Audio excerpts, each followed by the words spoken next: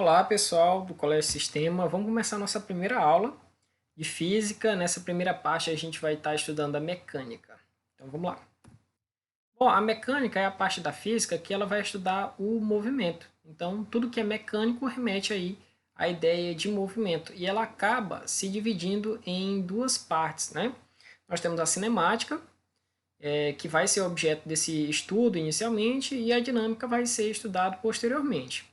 Então, vamos começar com a cinemática. A cinemática é a parte da mecânica que estuda os movimentos dos corpos ou das partículas sem se levar em conta o que os causou. Então, quando a gente for estudar um movimento, ele já está acontecendo, você não vai se preocupar quem foi que causou esse movimento, tá? Mais na frente, quando a gente for tratar de dinâmica, a gente vai ver que esses movimentos eles podem ser obtidos através de uma força. Quando você aplica uma força sobre um objeto, esse objeto acaba iniciando um movimento ou alterando o seu estado, né? Porque o corpo ele pode estar parado ou com velocidade constante.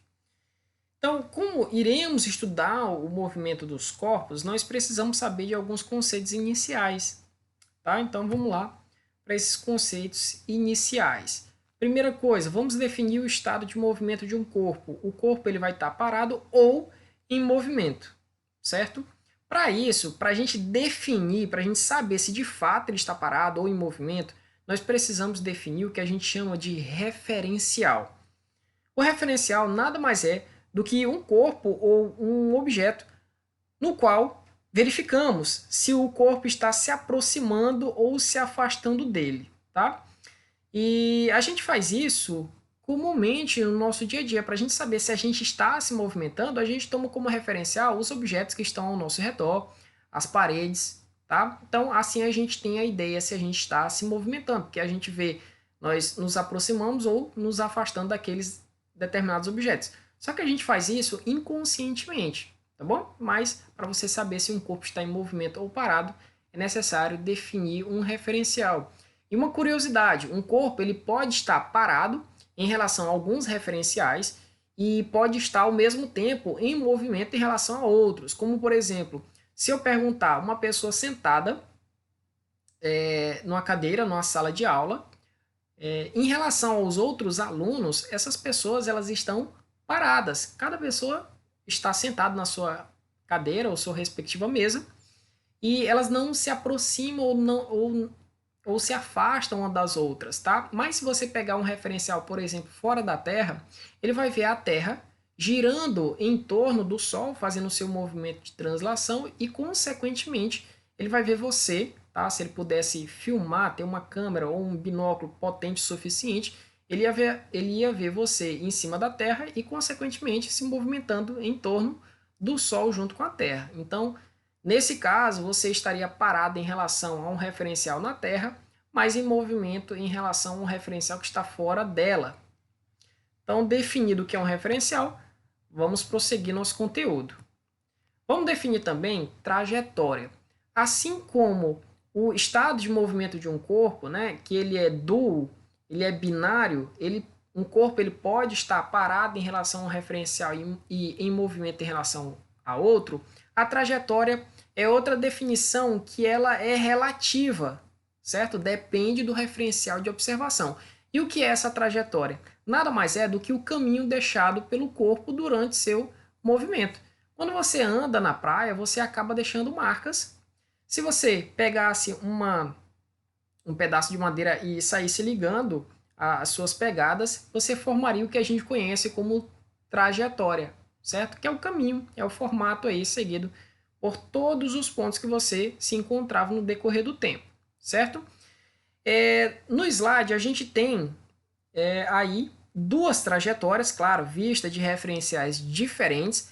Para as pessoas que estão na Terra, elas vão ver o avião bombardeando, não sei se é uma bomba ou até mesmo poderia ser um kit, pode ser comida, mantimentos, enfim. Para as pessoas que estão na Terra, elas veriam a trajetória dessa bomba, né, desse projétil, seguindo uma trajetória parabólica, né, um arco, seria uma curva. Mas já para a pessoa que está dentro do avião, pilotando, no caso, ele veria esse projétil descendo verticalmente para baixo, tá? Então, nós temos aí a visão de dois referenciais, o da pessoa que está dentro do avião e das pessoas que estão na terra observando a situação. Vamos falar também sobre posição.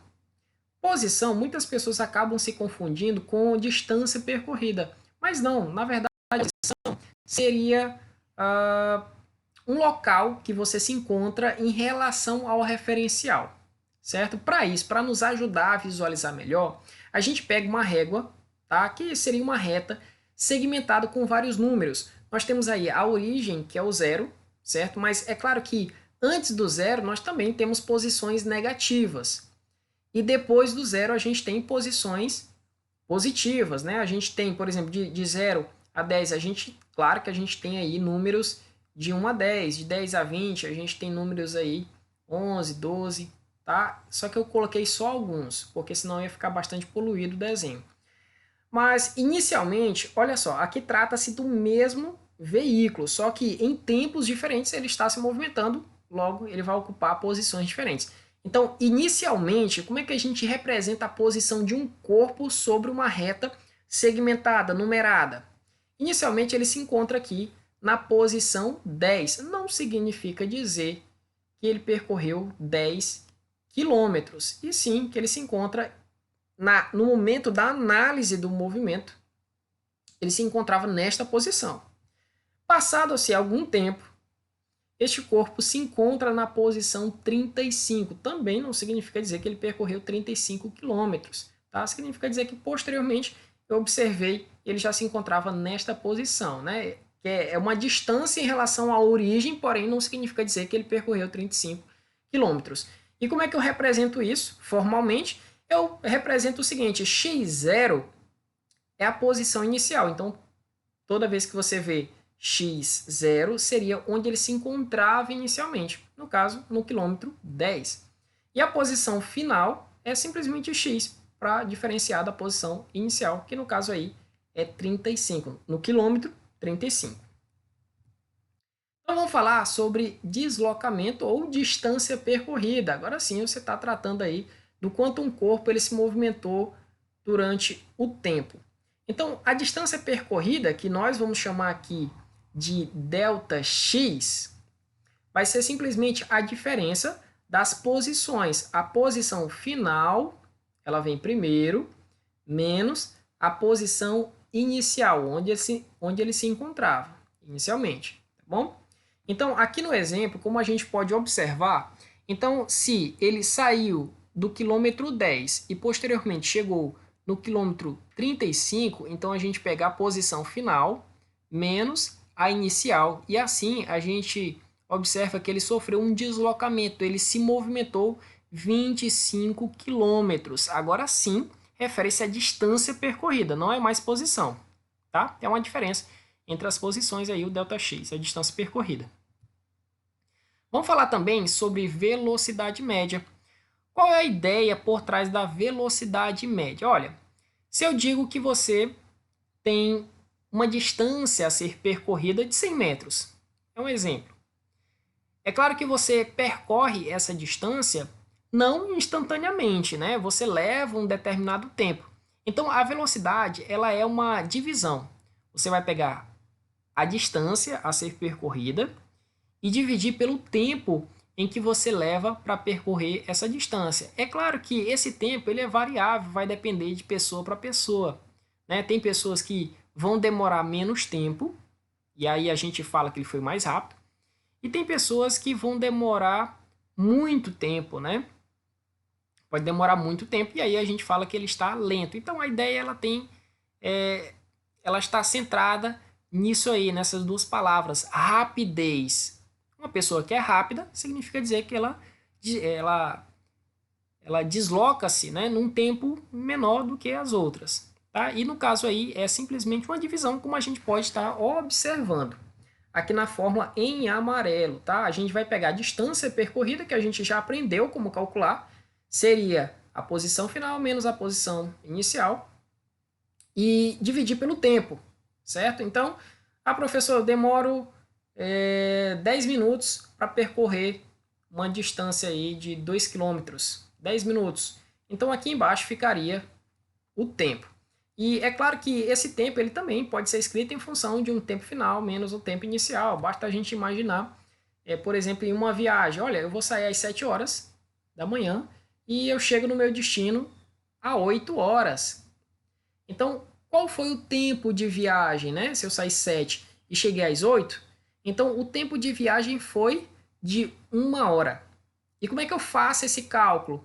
Eu tomo a diferença, eu pego 8 horas menos 7, né? A horas que eu cheguei menos a hora que eu saí. Então, basicamente a mesma ideia lá das posições. Um detalhe, a velocidade, a unidade dela, se a gente observar, aqui em cima nós temos distância. É comum a gente apresentar as distâncias em quilômetros ou metros. Já o tempo é muito comum a gente representar, que fica embaixo, em horas ou em segundos. Então a gente vai ter aí a unidade de velocidade. A padrão seria metros por segundo. Essa seria a padrão, a mais usual. Só que é muito comum também a velocidade ela ser dada em quilômetros por hora, né? Geralmente quando a gente fala de velocidade de veículos, do nosso carro, da nossa moto, a gente viaja a 60 quilômetros por hora. Só que a padrão, certo? Existe um sistema internacional de unidades, né? Que decidiram, os principais físicos da época fizeram uma reunião e decidiram que a unidade padrão, a mais usual, né? Caso você venha escrever um trabalho científico, você deve converter todas essas velocidades em metros por segundo. E é exatamente a parte que a gente vai estudar agora, como converter velocidades de quilômetros por hora para metros por segundo, ou de metros por segundo para quilômetros por hora, vice-versa. Então tá aqui, a conversão é muito simples. Quando você quiser transformar de quilômetros por hora em metros por segundo, nós dividiremos por 3,6. Como exemplo aqui, ó. Nós temos 72 quilômetros por hora e nós queremos converter, transformar em metros por segundo. Então a gente pega 72 e na calculadora divide por 3,6, que vai dar já convertido 20 metros por segundo. Já se a gente quiser fazer o processo inverso, se a gente tiver de metros por segundo e quiser transformar em quilômetros por hora, aí aqui existe um erro, eu vou corrigir rapidamente, certo? Então vou colocar aqui, ó. Nós temos 10 metros por segundo e agora a gente vai multiplicar, é o inverso, tá? Lá a gente dividia inicialmente e aqui a gente multiplica. Vai dar 36 quilômetros por hora. Então, resumindo, se você quer sair de quilômetros, lá em cima também tem um erro, né? Se você quer sair de quilômetros por hora para metros por segundo, nós dividimos por 3,6. Se for o contrário, de metros por segundo para quilômetros por hora, nós multiplicamos. Então, guarda essa informação porque ela vai ser bastante útil nos exercícios. Então, vamos fazer agora um exemplo. Eu preparei vários exemplos para a gente estar discutindo nessa aula. O primeiro exemplo diz o seguinte, ó, Alonso ele decidiu passear pelas cidades próximas da região onde mora, para conhecer os locais. Ele gastou 2 horas percorrendo uma distância de 120 quilômetros. Então, olha só, nós temos uma distância a ser percorrida e ele gastou 2 horas para percorrer essa distância de 120 quilômetros por hora. Pergunta-se qual a velocidade do Alonso, né? Que velocidade Alonso estava em seu passeio. Então, nós sabemos que a velocidade é uma divisão, é a distância. Deixa eu colocar primeiro os dados, né? Δx aqui é uma distância que foi percorrida. Não trata-se de posições, posição inicial, posição final. Trata-se de uma distância. E o ΔT é a hora. É o tempo que ele levou para percorrer, né? Então, a gente vai colocar agora, substituir na fórmula. Onde tem Δx, nós vamos estar colocando 120. E onde tem ΔT, nós vamos estar colocando 2. Assim, fazendo essa divisão, nós determinamos aí a velocidade de Alonso. Muito provavelmente, Alonso ele não estava a pé, ele estava em cima de um veículo, porque essa velocidade de 60 quilômetros ela é muito comum quando a gente se movimenta de moto, né? 60 km por hora é uma velocidade extremamente grande. Não é muito pequena para uma pessoa que está a pé andar, né? Ou pode ser de carro também. Só que de carro geralmente é 100, 80, um pouquinho maior. Então, muito bem, vamos falar também sobre os tipos de movimento. Isso mesmo, os movimentos eles podem ainda ser classificados, tá, como progressivo ou retrógrado. Retrógrado é algo que remete para trás, né, alguma coisa passada para trás, não é verdade? Progressivo é para frente. Então aqui, ó, para você entender melhor, eu coloquei uma setinha. O que é que essa setinha significa? Significa dizer que para cá os valores das posições elas acabam aumentando, né? Lembra-se que no início a gente tinha o quê? A gente tinha a posição 0, que era o nosso referencial, e depois a gente tinha os valores das posições no sentido crescente para a direita, né? 10, 20, 30, 40, positivo. Então, quando você tem um rapaz que se movimenta no mesmo sentido positivo das posições, ele está se movimentando para frente. Então, o movimento aí é progressivo. Já quando ele está se movimentando no sentido de encontro para o referencial, né, no sentido lá para a posição 0, e é claro que ele pode estar passando ali do referencial e se dirigindo para as posições negativas que são atrás do 0, pode, com certeza, sem problema nenhum. Só o fato dele estar se movimentando para trás, nós dizemos que é um movimento retrógrado, certo? E existe outro detalhe, ó. Quando o movimento ele é progressivo, a velocidade ela é positiva, tá? Ela vai ser 10 km por hora, 60 km por hora, 50 km por hora, ou seja, positivo. Já quando o movimento é retrógrado, essas velocidades vão ser negativas, vai ter menos. Então a velocidade de um corpo é menos 10 metros por segundo, menos 60, menos 100. Isso só significa que ele está se movimentando no sentido contrário, certo? Então, basicamente é isso aí. Lembra disso aí também, porque isso aí vai ser muito importante mais na frente. Movimento progressivo e retrógrado. Vamos fazer mais alguns exemplos. Analisando a tabela, classifique o tipo de movimento e calcule o valor da velocidade média. Então, primeira coisa, vamos olhar a tabela. Na tabela, a gente tem as posições, que é o S, também é muito comum representar por S as posições. Nós aprendemos até agora a representar por X, mas é a mesma coisa, tá? S é de space, do inglês space, que significa espaço, que também define posições. Nos livros ingleses, eles acabam utilizando essa nomenclatura, tá? Espaço é posição. Então tá aqui, ó. Inicialmente, transcorridos 1 segundo, tá? Em 1 segundo, eu pego ali meu cronômetro de 0, 1. Quando começar 1 segundo, eu começo a analisar o movimento. E aí eu observo que em 1 segundo, o corpo ele ocupa a posição 5. Certo? Não significa dizer que ele percorreu essa distância. É quando eu olhei ali para o movimento, para o corpo, ele se encontrava naquela posição específica. Transcorridos 2 segundos, ele se encontra na posição 10. Transcorridos 3 segundos, ele se encontrava na posição 15 e assim sucessivamente. Observe que as posições elas estão aumentando positivamente, né? Isso significa dizer que o movimento ele é progressivo, porque está crescendo, certo? Então, já classifiquei o movimento. Ele é do tipo progressivo. Agora, se começasse, por exemplo, com 20, se aqui no lugar do 5 tivesse 20, e aí fosse diminuindo as posições de encontro para o 0, né? Aí seria retrógrado. Mas nesse caso aí é progressivo. Agora vamos calcular a velocidade. Então, primeiro eu vou colocar a fórmula da velocidade, que a gente viu que é ΔX sobre ΔT.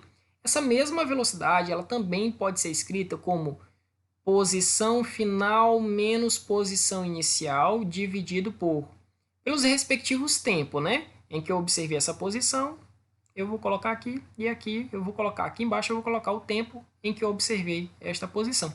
Eu vou substituir na fórmula para ficar mais fácil de você entender. Ó. Eu vou pegar duas posições totalmente aleatórias. eu poderia pegar o 15, o 5, o 15 e o 10, contanto que seja duas posições diferentes. Eu escolhi aqui o 20 e o 10. Então, como é que eu faço? Nessa fórmula aqui, eu sempre vou pegar a final, que no caso aqui, ó, 20, e depois subtrair pela inicial. Lembrando que eu peguei duas posições totalmente aleatórias. Isso aqui funciona sempre, sempre vai dar a mesma velocidade, tá? Porque no caso aqui a velocidade é constante, ela não muda. E aí eu peguei, ó, 20 menos 10, e aí peguei, claro, os seus respectivos tempos de observação. No caso aqui, quando ele ocupou a posição 20, tinha transcorrido os 4 minutos, e quando ele ocupava a posição inicial, né, porque agora essa minha posição inicial aqui é igual a 10, tinham transcorrido 2 segundos, então eu vou pegar essas diferenças, tanto de cima quanto de baixo. Então, 20 menos 10 dá igual a 10, 4 menos 2 dá igual a 2, 10 dividido por 2 acaba dando 5, e essa é a nossa velocidade. Eu queria que você observasse a unidade de medida, tá? Por quê? Porque em cima vai ficar a distância, né, percorrida. No caso, ela aqui está dada em metros, e o tempo está dado em segundos, e é uma divisão do de cima pelo de baixo. Então, a unidade nada mais justo do que ser em metros por segundo. Não tinha como dar em quilômetros por hora. Bom, segunda questão diz o seguinte: um automóvel percorre 200 metros. O que é isso aí? É distância, né? O ΔX. Ele percorre essa distância com uma velocidade escalar igual a 10 metros por segundo. O que é velocidade escalar? É uma velocidade constante, certo? Determine o tempo gasto pelo automóvel para realizar tal façanha. Então, primeira coisa, vamos colocar os dados que ele está te fornecendo. Ele te forneceu o ΔX, que é a distância a ser percorrida, e também a velocidade com que ele executou essa distância. Falta determinar o tempo, né? Que é o que a gente quer. Então, a fórmula da velocidade média é essa aí, ΔX sobre ΔT. A gente vai substituir agora os dados. No caso da velocidade, eu vou substituir por 10, porque a velocidade é 10. E no lugar da distância, eu vou substituir por 200. Agora falta o ΔT. Eu vou trocar de posição. Eu vou jogar o ΔT para cá. E o 10, ele vai jogar para baixo. Ele vai ser jogado para baixo. Então, observe como é que vai ficar. Então, o ΔT subiu e o 10 acabou descendo ali, ficando, né, no lugar do ΔT. Eu só troquei de posição. Isso, a matemática ela acaba me permitindo isso, né? Aí você coloca na calculadora 200 dividido por 10. Vai dar um tempo aí de 20 segundos. Okay? Então, muito simples, fácil. Qualquer coisa, me perguntem se vocês não estiverem entendendo, tá? Vou ficar disponível a qualquer momento para vocês. Vamos fazer a terceira e última questão, só para encerrar, né? Encerrar com chave de ouro. Um trem de 150 metros de comprimento, ele atravessa uma ponte de 100 metros de comprimento. Então, eu tenho um trem e uma ponte. Ambos têm um tamanho, né? Sabendo que a velocidade do trem é constante e igual a 90 km por hora, quanto tempo ele leva para atravessá-la por completo? Então, o trem ele vai atravessar uma ponte, certo? E eu quero saber quanto tempo ele leva para atravessar essa ponte, sabendo o seu comprimento, o comprimento da ponte e também a velocidade do trem. Aqui eu coloquei duas figuras, claro, que são de situações diferentes, porque eu não encontrei uma mesma, né, a mesma figura para representar as duas situações, mas aqui está no início, né, no início de atravessar a ponte, está na iminência. E aqui ele já está sobre a ponte. Então, observe que para que ele percorra, que ele atravesse, né, a ponte por completo, não basta que todo o seu corpo esteja sobre a ponte. É necessário que, além dele percorrer o comprimento da ponte, aqui, a segunda situação, ele percorreu o comprimento da ponte completo. Mas ele ainda se encontra em cima da ponte, não é verdade?